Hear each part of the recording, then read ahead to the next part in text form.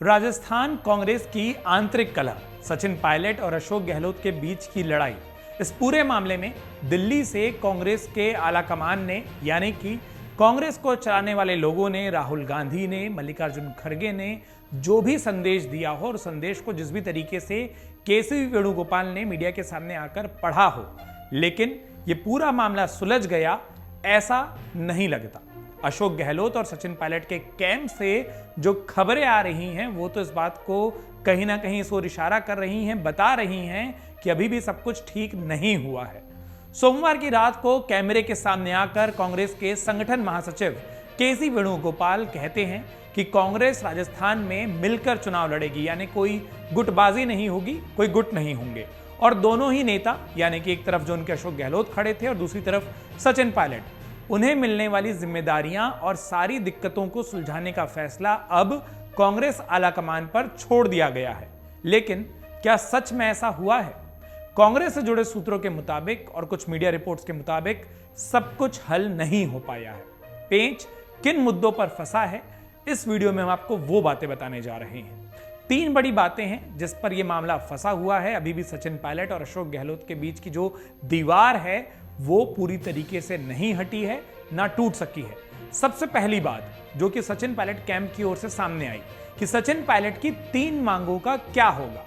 Sachin Pilot camp से जुड़े हुए सूत्र बताते हैं कि इस बैठक में सचिन पायलट ने यह साफ पूछा था कि उनकी 3 मांगों पर क्या किया जाएगा। इस बात का सीधा सीधा जवाब उन्हें चाहिए था। सचिन पायलट ने कहा था कि वो जनता के बीच में जा जाकर इस मुद्दे को उठाते रहे हैं, ऐसे में एकदम से वो इस मुद्दे को अब नहीं छोड़ सकते, इस विषयों पर वो चुप नहीं हो सकते।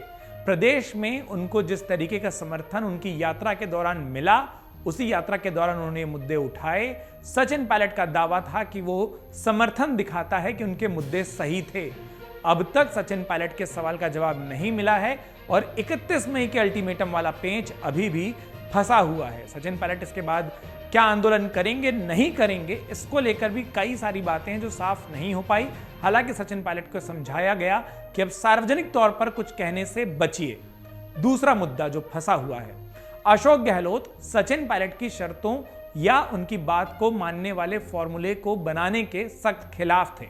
अशोक गहलोत ने आलाकमान को यह बताने की कोशिश भी की कि सचिन उनकी सरकार को गिराने की साजिशों में शामिल रहे हैं, वो बीजेपी के संपर्क में हैं और अशोक गहलोत के पास विधायकों और कार्यकर्ताओं का समर्थन है, ये दावा भी उन्होंने किया।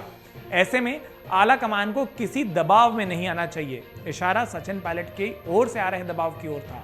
अशोक गहलोत ने बैठक से पहले भी सार्वजनिक तौर पर बयान दिया था और इस बैठक के बाद भी सार्वजनिक तौर पर बयान देकर कहा कि आला कमान सबसे मजबूत है, वो जो तय करेगा और जो पार्टी में रहेगा वो पार्टी के लिए ही काम करेगा। अब अशोक गहलोत के सचिन पायलट को बिल्कुल किनारे लगा देने वाली बात पर आलाकमान ने कोई एक्शन नहीं किया और ना ही सचिन पायलट को किसी पक्के पद का वादा किया। तीसरा पॉइंट जहां पर यह पेच फंसा हुआ इस वक्त दिखाई देता है, समझौते के फॉर्मूले पर। एक और जहां अशोक गहलोत का कैंप यह चाहता था कि अगर सचिन पायलट को मंत्रिमंडल और संगठन में जगह मिल रही है तो फिर अशोक गहलोत को आने वाले चुनाव में पार्टी की ओर से चेहरा घोषित किया जाए।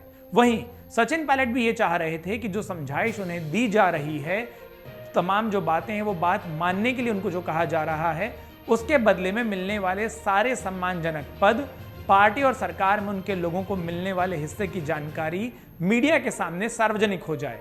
ना तो अशोक गहलोत सचिन के कैंप को बड़ा हिस्सा देना चाह रहे थे और ना ही सचिन पायलट अशोक गहलोत के चेहरे पर सहमत थे। ऐसे में यह सबसे बड़ा मामला है जो इस वक्त फंसा हुआ दिखाई देता है। अब जब यह पूरा पेंच फंसा हुआ है तो सोमवार की रात हुई प्रेस के सामने वाली घोषणा का क्या मतलब है? दरअसल कांग्रेस ये बताना चाहती है कि उन्होंने राजस्थान के मामले को सुलझा लिया है। एक बड़ी सफलता सचिन पायलट और अशोक गहलोत को एक साथ बैठाकर पा ली गई है और इसी तरह से कदम दर कदम बाकी बातों को भी सुलझा लिया जाएगा। कर्नाटक की जीत से कांग्रेस आलाकमान का कॉन्फिडेंस काफी ज्यादा मजबूत है और उसी मजबूती से दोनों नेताओं को यह कह दिया गया है कि वो एक दूसरे का सम्मान करें, एक दूसरे के खिलाफ बयान ना दें।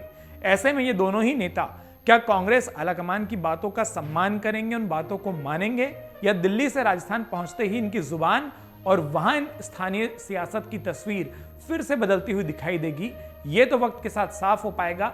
लेकिन सचिन पायलट के नाम पर पूछे गए सवालों का अशोक गहलोत जवाब देते हैं। पार्टी, संगठन, आलाकमान, इन शब्दों का प्रयोग वो करते हैं, लेकिन इशारों में ये बताने से नहीं चूकते कि बड़े यही हैं, यही तय करेंगे। अशोक गहलोत ये बताना चाहते हैं कि सचिन पायलट कुछ तय नहीं करेंगे।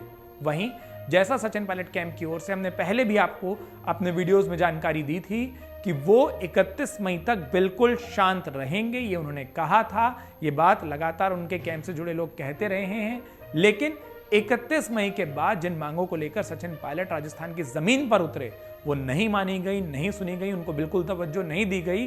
तो फिर सचिन पायलट उन विषयों पर क्या बोलते हैं और उससे बड़ी बात किस तरीके से बोलते हैं, पूरे राजस्थान और साथ ही साथ पूरे देश की सियासी जानकारी रखने वाले या इंटरेस्ट रखने वाले लोगों की निगाह भी इस ओर ही टिकी हुई है। मन से उजाला कर चले, मन से उजाला